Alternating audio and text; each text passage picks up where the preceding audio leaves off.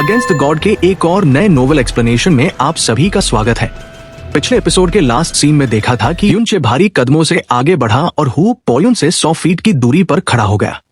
उसे समझ नहीं आ रहा था कि मु शुआनियन आखिर चाहती क्या है। एक डिवाइन ओरिजिन रियल्म वाले को डिवाइन ट्रिब्यूलेशन रियल्म वाले से लड़ाना, ये तो सीधे सीधे सुसाइड मिशन था। युनचे ने लाचारी से कहा, पिछली बार हमारी साइड ने पहले अटैक किया था, इस बार तुम पहले वार करो।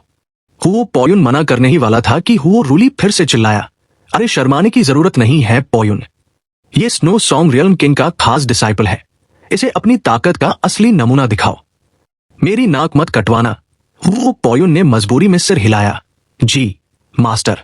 तभी यान वानकांग ने चुपके से साउंड ट्रांसमिशन के जरिए हुओ पोयुन को चेतावनी दी, पोयुन अपनी प्रोफाउंड एनर्जी को कंट्रोल में रखना, अगर गलती से भी तुमने इसे ज्यादा चोट पहुंचा दी या मार दिया तो वो शुआनियन हमें जिंदा नहीं छोड़ेगी।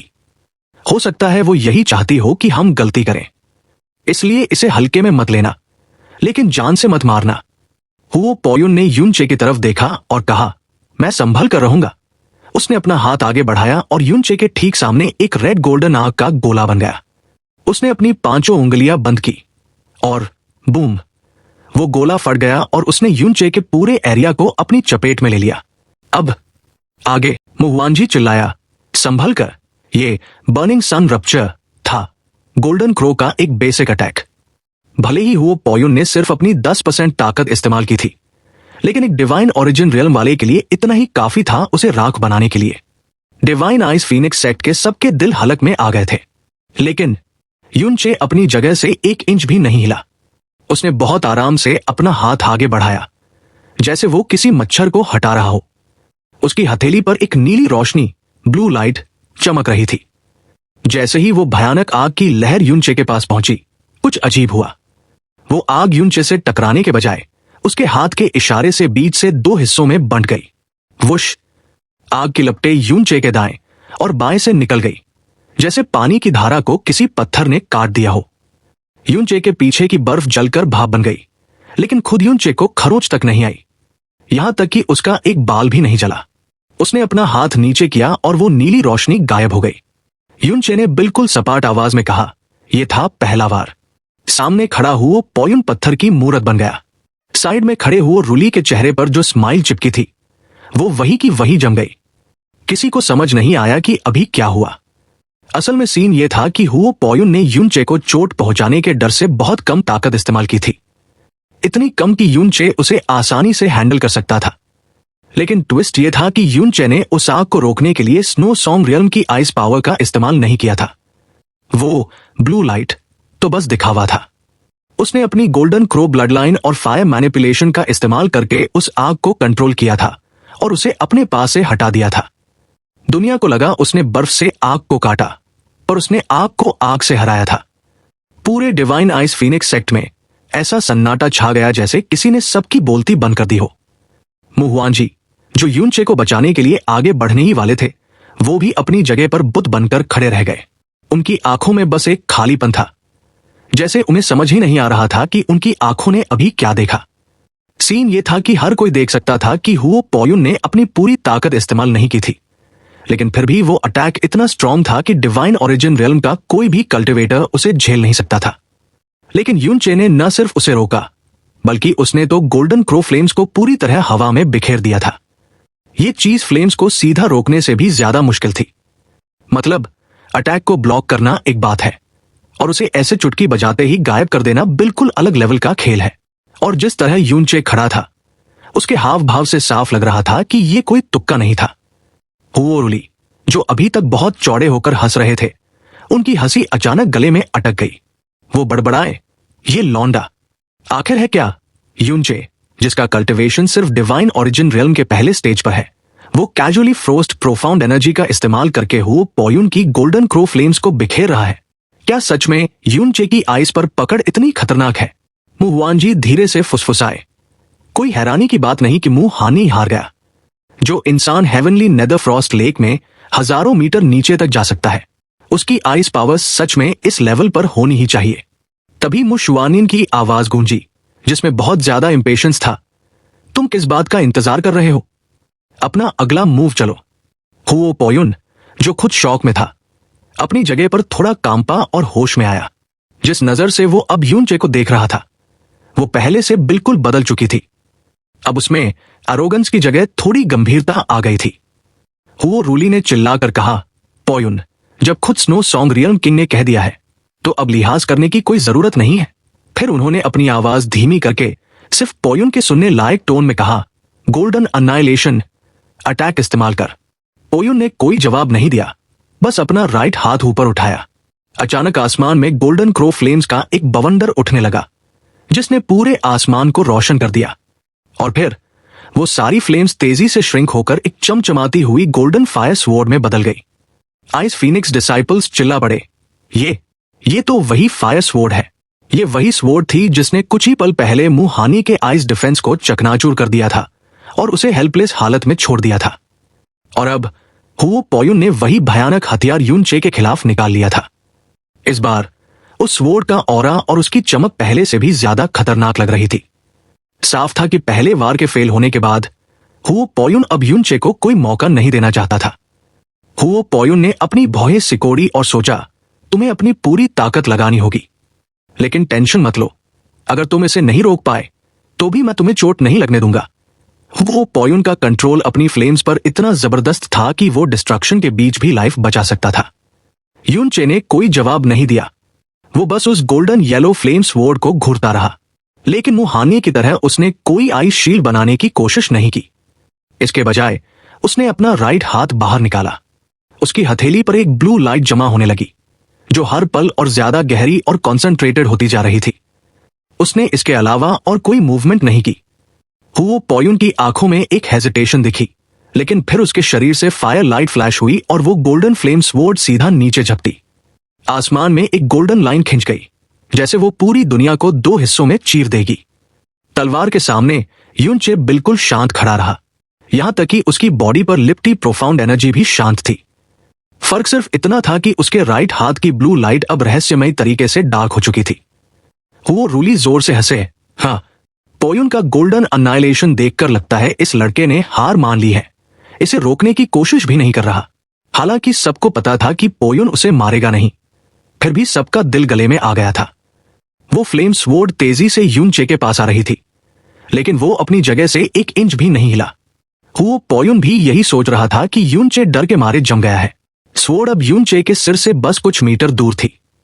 पोयुन एकदम तैयार था कि जैसे ही स्वॉर्ड टच होगी वो उसे रोक देगा, लेकिन ठीक उसी मोमेंट पर एक ऐसा ट्विस्ट आया जिसने सबके होश उड़ा दिए। यूनचे ने अचानक अपना राइट हाथ ऊपर किया और उस गोल्डन येलो फ्लेम स्वॉर्ड को पकड़ने की कोशिश की।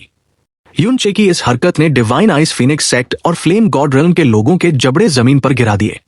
मुहानी का फुल डिफेंस इस स्वॉर्ड ने तोड़ दिया था और ये पागल इंसान उसे नंगे हाथ से पकड़ने जा रहा था। ये तो सीधा राख बनने का इनविटेशन था। मुहुआनजी का गला फट गया चिल्लाते चिल्लाते, यूनचे रुको। मुशियाओला ने भी चीख मारी, हुओ रूली भी चिल्लाया, ये लौंडा पागल हो गया है। हुओ पोयुन को भी गहरा झटका लगा, लेकिन अब स्वॉर्ड को रोकने का टाइम नहीं था। वो बस फटी आंखों से देखता रह गया कि कैसे यूनचे का चमकता हुआ ब्लू हाथ बिजली की तेजी से उस गोल्डन फ्लेम स्वॉर्ड को जकड़ लेता है। एक बहुत ही तीखी आवाज गूंजी, जैसे आग को बुझाया जा रहा हो। आसमान में एक सफेद कोहरा व्हाइट फॉग छा गया, लेकिन उस कोहरे के बीच जहां यूनचे ने उस चमकती स्वॉर्ड को टच किया था, वो स्वॉर्ड अचानक टूट गई। क्या? ये सीन देखकर हुओ रूली को इतना तगड़ा झटका लगा कि वो लड़खड़ा कर पीछे गिरते गिरते बचे। जैसे ही वो फ्लेम स्वॉर्ड टूटी, उसकी गोल्डन क्रो फ्लेम्स की एनर्जी आउट ऑफ कंट्रोल होकर पागलों की तरह बिखर गई। पलक झपकते ही वो सैकड़ों मीटर लंबी फ्लेम स्वॉर्ड बस कुछ चिंगारियों में बदल गई और फिर उस ठंडी हवा ने उन्हें पूरी तरह बुझा दिया। हॉल में पिन ड्रॉप साइलेंस था। हुओ पोयुन का हाथ अभी भी हवा में था, जैसे वो स्वॉर्ड चला रहा हो, लेकिन उसका बाकी शरीर जम चुका था। उसके चेहरे पर ऐसा एक्सप्रेशन था जैसे उसने अपनी जिंदगी में पहली बार कोई भूत देख लिया हो। ये अभी क्या हुआ? खुद फीनिक्स सेक्ट मास्टर यान जुएहाई की बोलती बंद हो गई थी। डिवाइन आइस फीनिक्स सेक्ट के लोग तो जैसे किसी सपने में थे। उन्होंने अपनी आंखों से देखा था कि मुहानी इसी स्वॉर्ड से हारा था। उसकी पावर एकदम टेरिफाइंग थी, लेकिन यूनचे ने उसे बस हाथ लगाकर गायब कर दिया।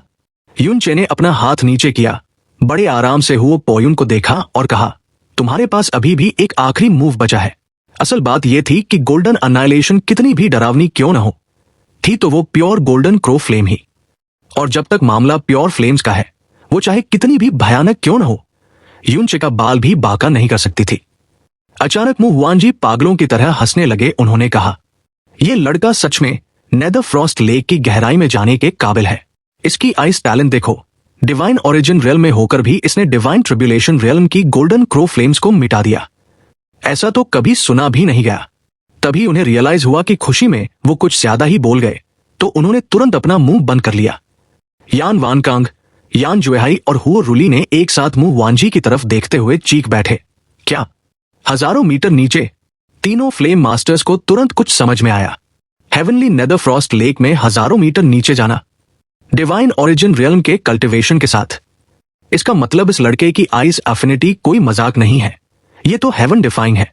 अब उन्हें समझ आया कि मु शुआनियन ने इस कंपटीशन की शर्त क्यों रखी थी। अगर ये असली फाइट होती तो यूनचे एक सेकंड भी नहीं टिकता, लेकिन क्योंकि ये सिर्फ एलिमेंट्स और प्रोफाउंड आर्ट्स की टक्कर थी, यूनचे अपनी इंसेन आइस एफिनिटी की वजह से हुओ पोयुन की फ्लेम्स को काउंटर कर पा रहा था। आइस फीनिक्स डिसाइपल्स तो पूरी तरह पगला गए थे। ये सिर्फ डिवाइन ओरिजिन रियल्म पर है, फिर भी सीनियर ब्रदर हानी से ज्यादा स्ट्रॉन्ग है। तभी सेक्ट मास्टर ने इसे चुना था। जो लोग पहले यूनचे से नफरत कर रहे थे, अब उनकी सोच पूरी तरह बदल चुकी थी। हुओ रुली ने अपने दांत पीसते हुए कहा, बधाई हो स्नो सॉन्ग रियल्म किंग। इतना अच्छा डिसाइपल पाने के लिए। अब उन्हें अंदर ही अंदर पता चल गया था कि उनके साथ गेम हो गया है। वो बेवकूफ बन चुके थे, लेकिन हुओ रुली हार मानने वालों में से नहीं था। उनके दिमाग में बार बार वो सीन चल रहा था जहां यूनचे ने उनके डिसाइपल की स्वॉर्ड को तोड़ा था। उन्होंने चिल्लाकर कहा, पोयुन, आखिरी मूव के लिए अब होल्ड बैक करने की कोई जरूरत नहीं है। स्नो सॉन्ग रियल्म किंग को दिखा दो कि हमारे फ्लेम गॉड रियल्म का 10,000 साल में एक बार पैदा होने वाला टैलेंट असल में क्या है। हुओ पोयुन हैरान होकर पलटा, मास्टर, कहीं आप? हुओ रुली ने धीरे से सिर हिलाया। हां, उनकी आंखों में एक पागलपन था। वो ये शर्त किसी भी कीमत पर हार नहीं सकते थे। इज्जत का सवाल था भाई। मुशुआनियन ने ठंडी हंसी के साथ कहा, 10,000 साल का टैलेंट, बड़ी बड़ी बातें ठीक है, मैं भी देखूं कि तुम्हारी हिम्मत कहां से आती है। हुओ पोयुन का चेहरा एकदम गंभीर हो गया। उसकी बॉडी पर गोल्डन क्रो फ्लेम्स फिर से जल उठीं, लेकिन इस बार वो फ्लेम्स बहुत अजीब थी, सुस्त और कम। हुओ पोयुन ने जोर लगाया और उसके तुरंत बाद वो दर्द से बुरी तरह चिल्लाया। उसके शरीर के ऊपर गोल्डन क्रो का एक साया, शैडो, उभर आया, लेकिन ये पहले जैसा नहीं था। इस बार वो साया रील लग रहा था, जैसे खुद गोल्डन क्रो डिवाइन स्पिरिट वहां उतर आया हो। आसमान से गिरती बर्फ रुक गई। आसपास की वो बर्फ जो हजारों सालों से जमी थी, वो डरावनी स्पीड से पिघलने लगी। एक जलती हुई गर्मी ने पूरे माहौल को निगल लिया। जैसे जैसे गर्मी बढ़ी, दुनिया का रंग बदलने लगा। सब कुछ लाल हो गया और फिर वो लाल रंग धीरे धीरे गोल्डन कलर में बदलने लगा। मु हुआनजी ने आसमान की तरफ देखा और उनकी रूह कांप गई। ये क्या है? सफेद आसमान अब पूरा लाल था और उस लाल आसमान में एक चमकता हुआ गोल्डन सन दिखाई दे रहा था। हुओ पोयुन का पूरा शरीर गोल्डन फ्लेम्स में ढका हुआ था, इतना कि अब वो इंसान कम और आग का पुतला ज्यादा लग रहा था। लेकिन इस वक्त किसी का ध्यान उस पर नहीं था। सबकी नजरें आसमान में लटके उस गोल्डन सन पर टिकी थी, जो नीले आसमान को चीरते हुए धधक रहा था। चाहे वो कोई भी हो, उस नजारे को देखकर दिमाग में बस एक ही ख्याल आ रहा था, ये असली सूरज जैसा है। तभी मु शुआनियन के होंठ हिले और उन्होंने उस मूव का नाम लिया, 9 सन्स हेवंस फ्यूरी। ये 4 शब्द सुनते ही आइस फीनिक्स एल्डर्स को जो झटका लगा, वो बयान नहीं किया जा सकता। जो यंगर जेनरेशन थी, उन्हें समझ नहीं आया कि बवाल क्या है, लेकिन जब उन्होंने अपने एल्डर्स और हॉल मास्टर्स के चेहरे का रंग उड़ते देखा, तो उन्हें एहसास हुआ कि मामला बहुत ज्यादा सीरियस है। उधर हुओ पोयुन लगातार चिल्ला रहा था। उसकी आवाज भारी और फटी हुई थी और उसके बीच बीच में गोल्डन क्रो की चीखें सुनाई दे रही थी। वो जो आसमान में सूरज था, वो अपनी जगह पर स्थिर था, लेकिन उसका ऑरा हर सांस के साथ भयानक होता जा रहा था, जैसे रुकने का नाम ही न ले। यूनचे की नजरें भी उस सूरज पर फिक्स थी। उसके दिमाग में उथल पुथल चल रही थी। तभी मु शुआनियन की आवाज सीधा उसके कान में गूंजी, साउंड ट्रांसमिशन के जरिए। ये golden crows record of the burning world का 10वां स्टेज है। इसे कहते हैं 9 सन्स हेवंस फ्यूरी। 10वां स्टेज। युनचे का दिमाग हिल गया। मु शुआनिन ने आगे बताया, जब इसे परफेक्ट तरीके से कल्टिवेट किया जाता है तो ये सच में 9 सूरज बुला सकता है जो दुनिया को खत्म कर दे। वो पोयुन अभी बिल्कुल बेसिक लेवल पर है, 1 सन स्टेज। लेकिन फ्लेम गॉड रेल्म के हजारों सालों के इतिहास में केवल 4 कल्टिवेटर्स ही इसे सफलतापूर्वक कल्टिवेट कर पाए हैं। यहां तक कि हुओ रुली भी आज तक इस 10वें स्टेज पर नहीं पहुंच पाया। युनचे चुपचाप सुनता रहा और वो 4 सीनियर्स जिन्होंने इसे हासिल किया था उनकी उम्र 6000 साल से ऊपर थी। लेकिन हुओ पोयुन, ये लड़का अभी 30 साल का भी नहीं है। युनचे के रोंगटे खड़े हो गए। जो 9 सन्स हेवंस फ्यूरी अटैक अभी हुओ पोयुन इस्तेमाल कर रहा था उसका ऑरा ही येलो स्प्रिंग्स एशेस से कई गुना ज्यादा भयानक था। और ये तो बस बेसिक स्टेज था। अगर कोई इसके कंप्लीट वर्जन तक पहुंच गया तो वो किस लेवल की तबाही मचाएगा। मु शुआनिन की आवाज एकदम इमोशनलेस थी। क्या तुम इस पावर को रोक सकते हो? अगर नहीं तो सीधे सरेंडर कर दो, अंजाम मैं भुगत लूंगी। तुम्हें जबरदस्ती करने की जरूरत नहीं है। युनचे ने बिना किसी हिचकिचाहट के अपना सिर नामे हिलाया। लेकिन मजेदार बात यह थी कि उसकी नजरें अभी भी आसमान वाले सूरज पर टिकी थी और उसकी आंखों में डर नहीं बल्कि एक गहरा लालच, डिजायर दिखाई दे रहा था। सीन यह है कि उसे गोल्डन क्रो सोल से पहले 7 स्टेजेस मिले थे। गोल्डन क्रो फ्लेम्स इतनी पावरफुल थी कि वो उसकी मेन एबिलिटी बन गई थी। लेकिन उसने कभी सोचा नहीं था कि हाई लेवल्स इतने ज्यादा खतरनाक होंगे।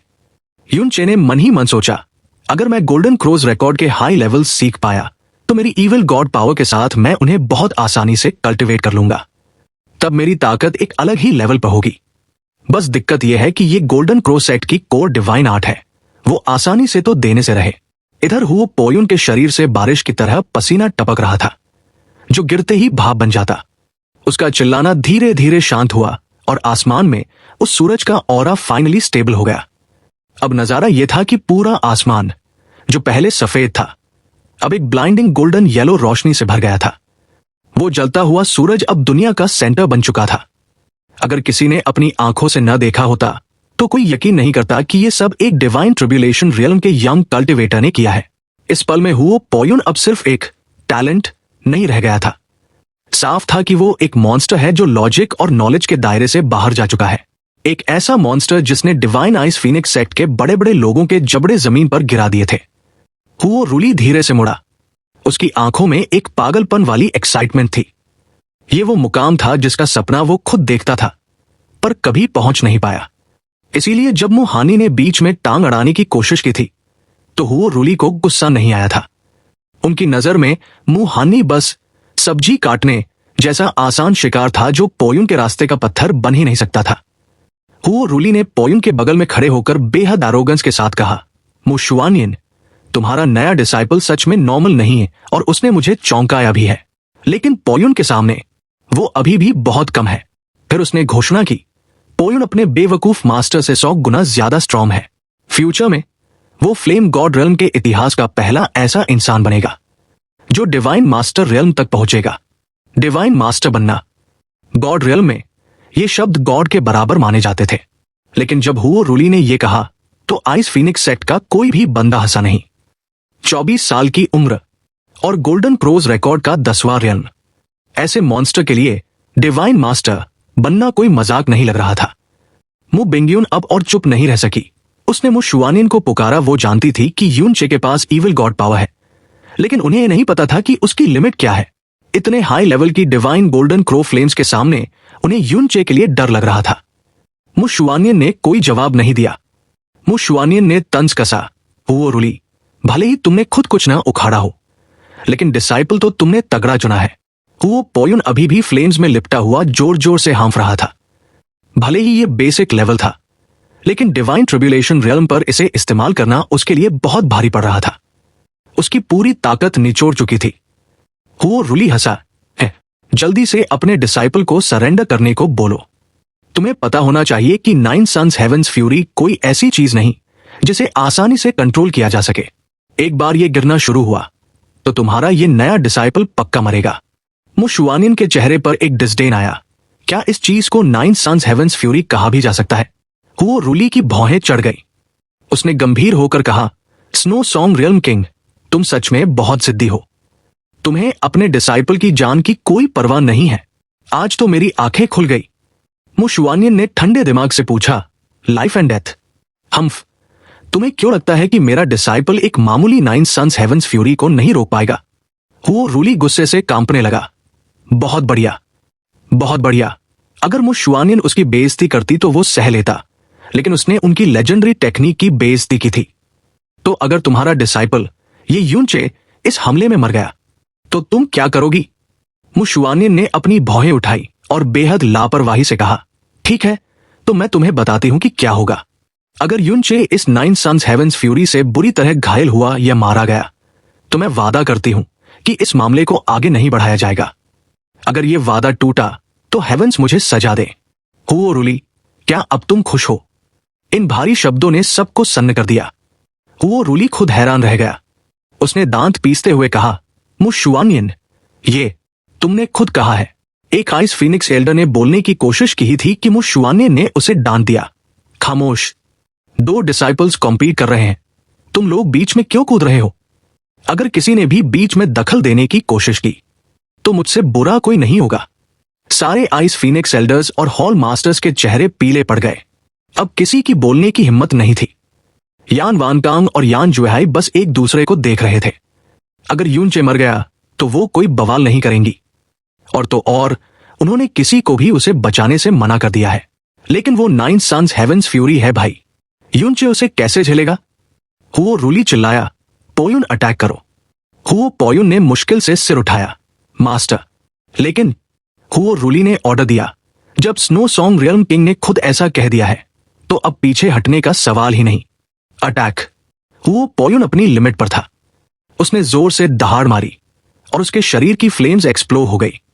आसमान में वो ब्लेजिंग सन अब नीचे गिरने लगा।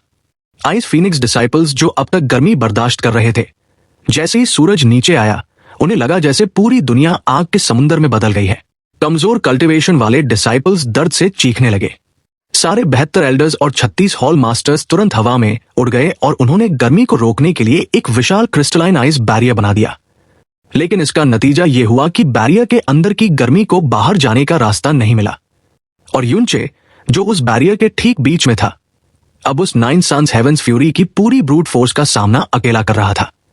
वो सूरज अपने पीछे आग की लकीरें छोड़ता हुआ नीचे गिर रहा था। आइस बैरियर के बाहर भी लोग उस हमले के टेरिफाइंग ऑरा को फील कर पा रहे थे। यूनचे ने अपना सिर उठाया। उसका पूरा शरीर गोल्डन रोशनी में नहाया हुआ था। जैसे जैसे सूरज नीचे आया, यह साफ हो गया कि वो यूनचे की एनर्जी पर लॉक नहीं था। हु पोयुन ने शायद उसे भागने का एक मौका दिया था, लेकिन यूनचे अपनी जगह से 1 इंच भी नहीं हिला। वो बस खड़ा रहा, उस गिरते हुए सूरज को घूरता रहा, जैसे वो उसे एनालाइज कर रहा हो। अनगिनत चीखें एक साथ गूंजी। सबने अपनी फटी आंखों से देखा कि वो सूरज फाइनली नीचे आया और उसने यूनचे को पूरी तरह निगल लिया। बूम! एक भारी धमाके की आवाज आई और गोल्डन लाइट का ऐसा एक्सप्लोजन हुआ कि हजारों मीटर ऊपर तक आसमान रोशन हो गया। जिस जगह यूनचे खड़ा था, वो पूरी जगह अब गोल्डन कलर में बदल चुकी थी। वहां सिर्फ दुनिया को जला देने वाली गोल्डन फ्लेम्स धधक रही थी। आइस की लेयर बाकी लोगों को उस आग से बचा रही थी, लेकिन बैरियर को मेंटेन करने वाले सारे एल्डर्स की हालत खराब थी, क्योंकि जो ताकत उस आइस बैरियर से टकरा रही थी वो ऑलमोस्ट डिवाइन स्पिरिट रियल्म के लेवल की थी। डिवाइन ट्रिब्यूलेशन रियल्म के 5वें लेवल का बंदा डिवाइन स्पिरिट रियल्म जितनी पावर रिलीज कर रहा था। अगर ये बेसिक लेवल इतना खतरनाक है तो सोचो असली 9 सूरज क्या तबाही मचाते। लेकिन सवाल यह था कि यूनचे का क्या हुआ। यान वानकांग ने एक गहरी आह भरी। उन्हें समझ नहीं आ रहा था कि मुशुआनियन ने अपने डिसाइपल की जान की बाजी क्यों लगा दी। लेकिन उनकी आग खत्म भी नहीं हुई थी कि अचानक उनका एक्सप्रेशन बदल गया। गोल्डन क्रो फ्लेम्स की उन परतों के बीच से वो यूनचे का ऑरा साफ महसूस कर सकते थे, और वो ऑरा सिर्फ मौजूद नहीं था बल्कि एकदम क्लियर था। वो जरा सा भी कमजोर नहीं पड़ा था। फ्लेम गॉड रियल्म के इस नंबर 1 एक्सपर्ट का दिमाग एकदम ब्लैंक हो गया। वो अपनी ही सेंसेस पर यकीन नहीं कर पा रहा था। एक डिसाइपल कांपते हुए बोला, इतना इतना खतरनाक? फ्लेम गॉड रियल्म में ऐसे मॉन्स्टर भी हैं?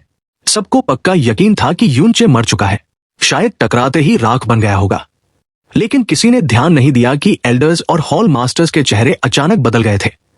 उनकी नजरें अभी भी उसी जगह टिकी थी जहां यूनचे खड़ा था।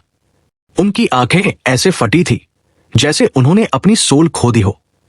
धमाके के काफी देर बाद माहौल शांत होने लगा और फ्लेम्स धीरे धीरे बुझने लगी।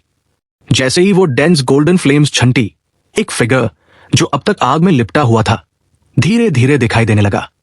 यूनचे अपनी जगह पर वैसे ही खड़ा था, हालांकि उसके पैरों के नीचे की बर्फ कब की गायब हो चुकी थी और वहां एक गहरा गड्ढा बन गया था जिसकी गहराई का अंदाजा नहीं था। यूनचे के चेहरे पर एक गंभीरता थी।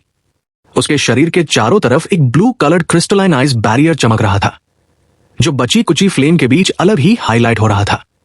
कुछ गोल्डन फ्लेम्स अभी भी जल रही थी, लेकिन वो सब बैरियर के बाहर थी। चाहे वो कितनी भी तेज क्यों न जले, वो यूनचे के शरीर को छू भी नहीं पा रही थी। यूनचे के शरीर में खरोंच तक नहीं था, और तो और उसने जो सफेद आइस फिनिक्स कपड़े पहने थे उन पर जलने का एक निशान तक नहीं था। जिस पल यूनचे वहां से सही सलामत बाहर निकला, आग की चटचटाहट के अलावा पूरी जगह पर सन्नाटा छा गया, बिल्कुल मौत जैसा सन्नाटा। आइस फीनिक्स एल्डर्स ने जो क्रिस्टलाइन आइस बैरियर बनाया था उसके अंदर की जमीन करीब 3000 मीटर नीचे धंस चुकी थी। और ये कोई आम बर्फ नहीं थी, ये वो सख्त प्रोफाउंड आइस थी जो हजारों सालों की ठंडक से बनी थी। लेकिन इस वक्त किसी को उस गहरे गड्ढे की परवाह नहीं थी। सबकी नजरें बस एक जगह टिकी थी, यूनचे के फिगर पर। पता नहीं कितना टाइम बीता, लेकिन जब फ्लेम्स पूरी तरह गायब हुई तो यूनचे ने अपने उठे हुए हाथ नीचे किए। उसके आसपास का बैरियर भी हट गया। यूनचे ने अपने राइट हैंड से एक इशारा किया, ब्लू लाइट चमकी और उसने उस गहरे गड्ढे के ऊपर हवा में ही एक आइस प्लेटफॉर्म बना लिया और बड़े आराम से उस पर लैंड किया। दूसरी तरफ हुओ पोयुन की हालत देखने लायक थी। वो आगे की तरफ झुका हुआ था। उसका पूरा शरीर ऊपर से नीचे तक लाल हो चुका था, जैसे किसी ने उसे भून दिया हो। उसके शरीर से पसीने की नदियां बह रही थी और वो मुश्किल से अपने पैरों पर खड़ा था। उसकी आंखें अपनी लिमिट्स तक खुली हुई थी और वो बस यूनचे को घूरे जा रहा था। उसे अपनी आंखों पर यकीन नहीं हो रहा था कि उसका अपोनेंट बिना एक खरोंच के कैसे खड़ा है। बूम! हुओ पोयुन का शरीर कांपा और वो धड़ाम से जमीन पर गिर गया, लेकिन गिरते हुए भी उसकी नजरें यूनचे से नहीं हटी। उसके बगल में खड़ा हुआ रुली तो जैसे पत्थर का बन गया था। उसने पोयुन को उठाने की कोशिश भी नहीं की क्योंकि वो खुद सदमे में था। उसकी आंखें पोयुन से भी ज्यादा फटी हुई थी। ऐसा लग रहा था जैसे वो किसी भी पल फट जाएंगी। ये ऐसा कैसे? मैं यान वानकांग का मुंह कई बार खुला और बंद हुआ, लेकिन गले से आवाज ही नहीं निकली। इतना बड़ा झटका लगा था कि वो समझ ही नहीं पा रहे थे कि क्या बोले। सिर्फ वही नहीं, पूरे डिवाइन आइस फिनिक्स सेट का यही हाल था। बिल्कुल सन्नाटा, जैसे सबकी सोल ही निकल गई हो। यूनचे उनके सामने खड़ा था, लेकिन कोई भी अपनी आंखों पर भरोसा करने को तैयार नहीं था। मुहुआनजी ने पहले यूनचे को देखा, फिर मुशुआनियन को। उनके होंठ हिले पर आवाज गायब थी।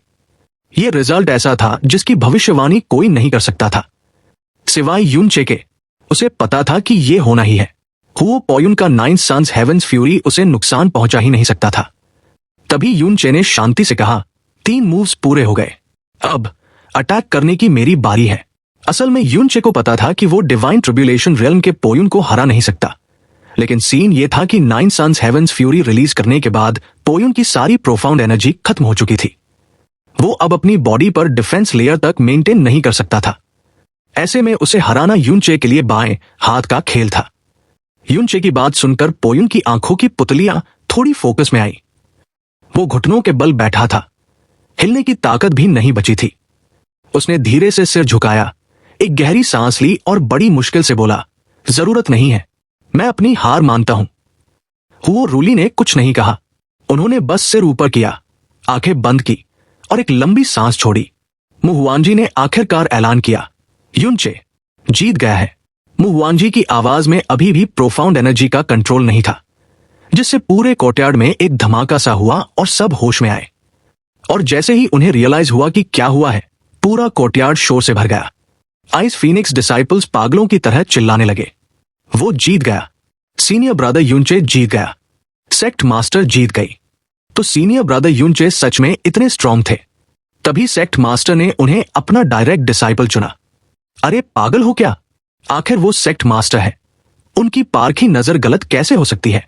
सीनियर ब्रदर युनचे सच में मुहाने से 10 गुना ज्यादा स्ट्रॉन्ग है। क्या वो सच में डिवाइन ओरिजिन रियल्म पे है? फ्यू, बहुत डरावना है भाई। एक डिवाइन ओरिजिन रियल्म ने डिवाइन ट्रिब्यूलेशन रियल्म को हरा दिया। उसने पोयुन को फाइट में नहीं हराया। अगर असली फाइट होती तो युनचे नहीं टिक पाता, लेकिन एलिमेंटल लॉस की समझ में युनचे गॉड लेवल पर है।